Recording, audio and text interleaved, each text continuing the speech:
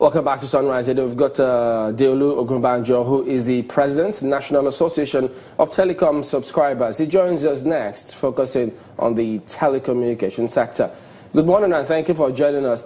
Now let's get your impression. I mean, you interface regularly between subscribers and telecom operators, including the regulatory agencies. From your perspective, have you seen what key, or how would you assess how they've performed 2 years on? Thank you very much for having me. Good morning. For me, in the last 2 years, there hasn't been much to really talk about. How do I mean? You see, quality of service issues are still there. Again, you were there when they tried introducing the communication service tax bill again, you know, last year, and a number of other issues surrounding the data floor plan and stuff like that.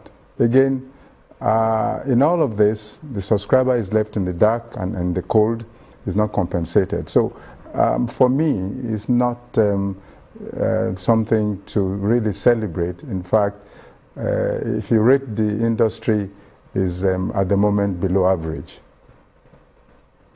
Let me pick up on that data floor plan. It did generate a lot of fury at the time.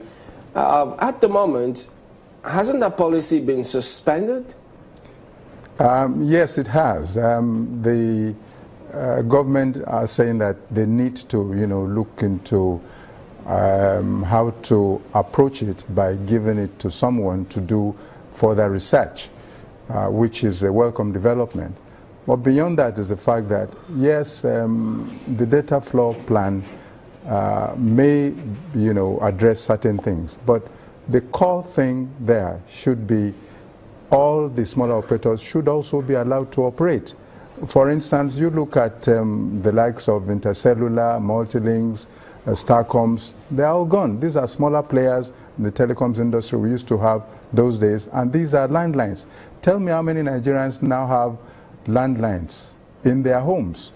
Is gone. So the bigger ones are swallowing the smaller ones. So I think it's a situation where the regulator should now come in to at least protect the smaller ones, so that there will be so much competition, and a number of subscribers can now choose, which network, and it will also bring about pricing. Lower pricing, which... let me pick on the issue of...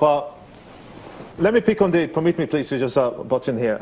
Let me pick on the issue of transparency, especially when it has to do with data.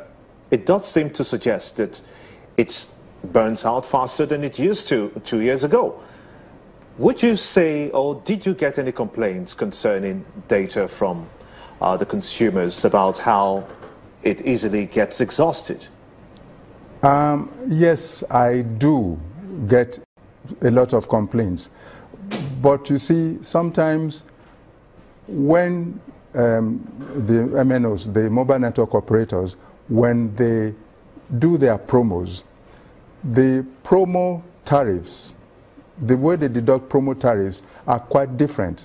For instance, if you load 1,000 naira for data, and you don't join any promotional package, I can assure you that it will last the normal time, or the normal whatever they said you are going to get.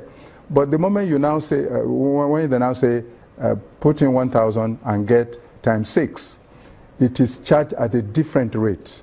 You see, browsing now is charged at a different rate, unlike if you just load 1,000 naira. So, and the network operators did explain this to me, and quite honestly, you can't fault that, because these are promotional packages as run by them, which again, they argue that it is a situation where they want the subscribers to still be on their network. So we get such complaints, but when you now log on to the promotional plans, that is when your data may run faster than normal. But isn't that fraudulent? I mean, when you think of the fact that these promotional plans are supposed to be an extra, and then you find out that